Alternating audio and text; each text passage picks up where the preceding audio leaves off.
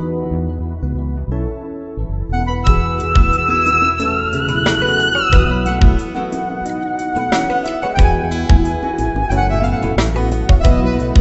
vivait en Chaldée, dans la maison de son père, mais un jour la voix lui dit poulet à la moine.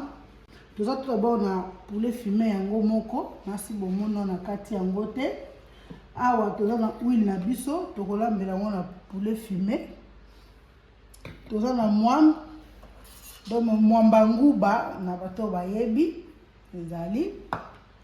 Toza na tomate pelé, nasala yango mi na tomate ya mbuma mais nazwi tonte parce que tomate ya mbuma na ndako esili. Toza na tomate pelé eza mbuma po ba conserver na boîte. Toza na matungulu, nasi oyo eza matungulu mais nasala yango na deux bols parce que moko na kotokisa yango na poulet, mosusu na osala yango na ndenge ya sauce. Et puis toza na poireau na biso, nasala yango na ndembi mais nazwi moyen ya kosala course te. Toza na ail na biso, toza aussi na cube na biso ya bouillon na biso ya poulet. Toza aussi na muscade, toza na poivre noir, tokotia pe feuille de laurier na biso na kati.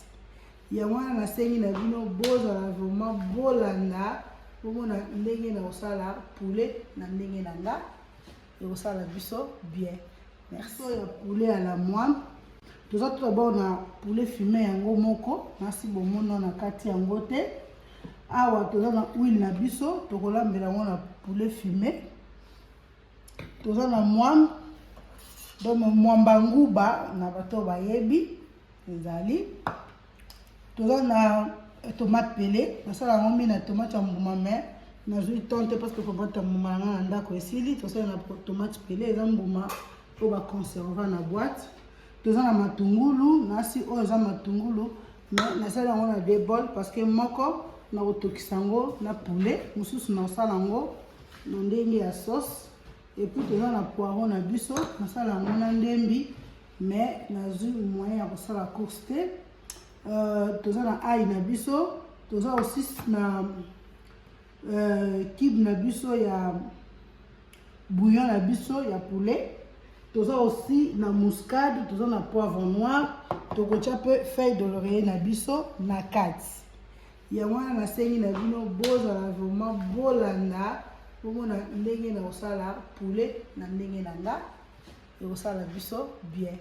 Merci. Ndeka nayebisaki bino ke donc nabongisi poulet fumé na biso. Papa Didier akokokita po azala biso botala ndenge na sokoli poulet na kati yango déjà na sokoli yango bien poulet fumé. Sikoyo awa nazotia tout d'abord ba épices pona ekota na poulet fumé na biso tango tokotokisa yango. Oyo nazotia eza muscade en poudre ba mama. Ope naotia eza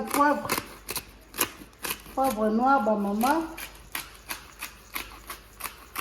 Naotia poivre noir. Après nakotia sel na biso.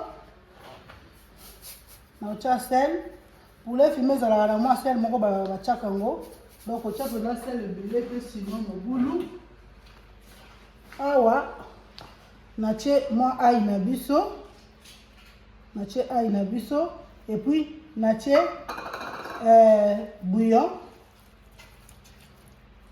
Natie aussi matungulu na biso. Sikoyo awa nazobalusa po fumé na biso esangana na épice na biso. Pona tango kotoka goût épice ekota bien. Kotiaka ba épice likolo c'est bien mais ça vraiment bien te. Parce que goût wana pena ba épice ekotaka bien te. So saisonner yango liboso après otokisi omona ke mungwa épice ekokota bien na biloko na biso. Donc sikoyo nazotokisa yango pendant 5 à 10 minutes ndeka ke kopesa parce que poulet oyo eza ya rôti eza ya pete soko tokisa yango mingi ekokoma vraiment poto makasi et bokoka kolia yango te yango naotika yango etoka mukie kaka na mai on a sokola ko baksa mai te na mai kaka on a sokola poulet na biso on a chango na moto etoka soki etoki après le reste pour mon ndenge na kosala.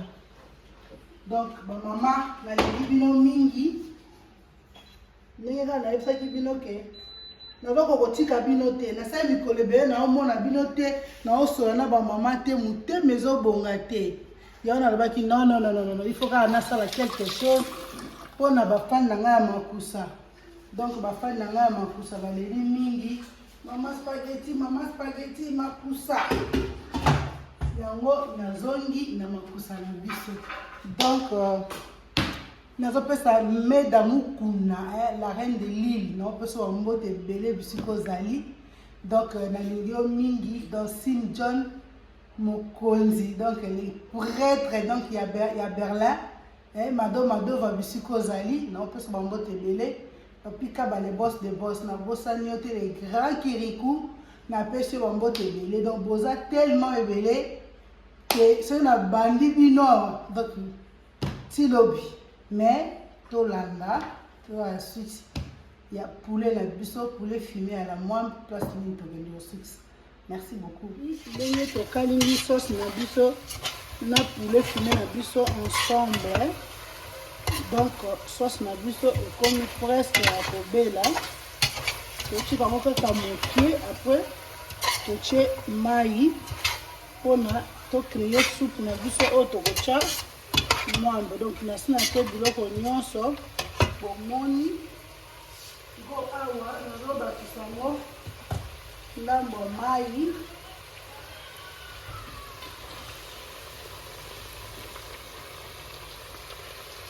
nazoba kisango ndambo mai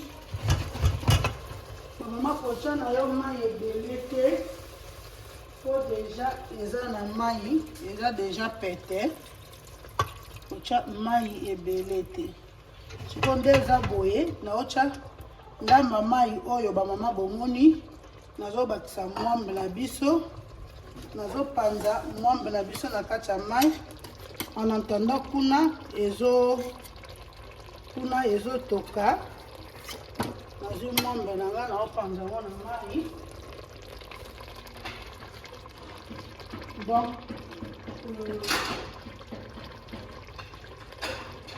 oyo nazobakisa mwambe na biso napanzi yango na mwa mai mpona ezala bambuma vraimen na supu te napanzi yango sikoyo nazotika yango etoka mokie mwamba ebimisa mwa solo wana apres na kolongola yango po tokotika mwa supu so totie mai te omona nyonso ekokauka mwamba ntango ekanga makambo ya kolia yango bien eza donc faut moi boye. Donc tokotika yango pendant 5 ou 7 minutes et sangani etoki après tokitisi parce que soso déjà ezalaki fumé eza mobesu te sauce na sina kangi biloko nyonso tout donc etokaka mwa ndambo mpo tokitisa tolia na bosani te ya na nga mado na restaurant na ye la Diva kuna na Lille. Donc napesi yo bambote ebele isiko zali makusa koya na restaurant la Diva. Donc tokoya kosala makusa na restaurant la Diva na Lille ya mado. Donc bongisa déjà po makusa ekita na Lille. Donc nalingi bino mingi bisika bozali botala kaka poulet na biso ya la mwambe oyo eza sorte mosusu ya kolamba naza suna sorte mosusu ya kolamba poulet ya la mwambe olandi oyo bokolanda susu mosusu bokolanda susu mosusu. Donc eza même plat mais eza bandenge olamba yango ebele bamama bobanga te naza wana mpona bino bodécouvrir basecret bele. Donc mingi ya koloba eza te bozomona kaka nde dide ozela bino bilili. Donc papa na biso Guy Omeonga l'homme bisiko oza na Lille napesi mpe bambote ebele. Donc mikolo oyo Lille na Allemagne naza na bino mayele naotika bino te. Donc nalingi bino mingi botala kaka plat oyo ndenge ezobela tokopresente bino na suka bongo na ndenge poulet fumé na biso ya la mwambe ndenge ebimi bozala vraiment pas déçu quoi. Merci. Poulet à la mwambe na biso yango yo donc ebeli déjà bomoni ndenge ekomi donc ekomi bien mpona kolia. Donc moi soupe il fait ezala mpona tolia nango na semoule. Soki olinga kolia yango na loso olie na loso, soki olinga kolia na kwanga olie na kwanga. Donc bomoni poulet à la mwambe na biso ekomi déjà na suka. Siko tozokita mpona totia yango na sani mpona tolia yango. Bosouhaite biso vraiment bon appétit mpo tolia kitoko. Bamama nalingi bino mingi. Alors bamama bomoni sauce na biso ya poulet fumé à la mwambe. Donc beli to servir yango na sani. Donc botalaka ndenge ezopesa mposa kolia, ndenge ezosala kose. Donc vraiment nalingi bino mingi. Donc s'abonner.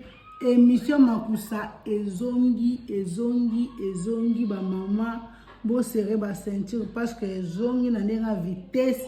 Bomona ba recette bomona ya ndenge na ndenge. Bozala na mwa ba difficulté tokosala ngo na émission Makusa. Bozala na mwa difficulté loko moko komelanga. Spaga nalinga naza na difficulté loko boy na bando sala ngo pona bino parce que naza wana pona bino nalingi bino mingi. Merci Didio Senge, le grand caméraman du moment quoi. Entre temps yé moko DJ pazo bini sabatu netka na liwa quoi. Non na ba fête sera petit musique donc bato ba baté tongo etani ko bina na ko bina. Donc merci beaucoup na bino nyo subscribe ozali Pomedi Poba Yannick Bila Taifa Curtis Botela Petrus Nangai Aimé Otende na bino mingi. La Line Star bienvenue aux Zongi na mabele outaki na mabele na Congo aux Zongi na mabela bela. Donc soyez le bienvenu quoi, tout se peli na retour na yo musala peso zela yo quoi. Donc 16 ans